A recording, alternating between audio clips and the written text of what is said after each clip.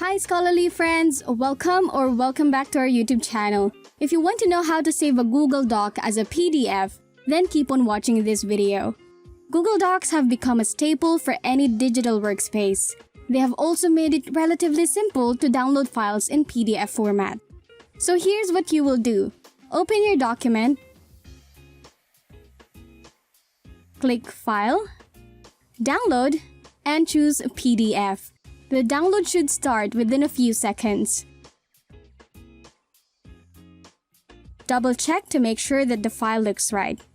And that's it! Your PDF file will be ready in no time. Let us know how you get on in the comment section below. Hit the subscribe button and click on that notification bell so you will be notified on our next upload.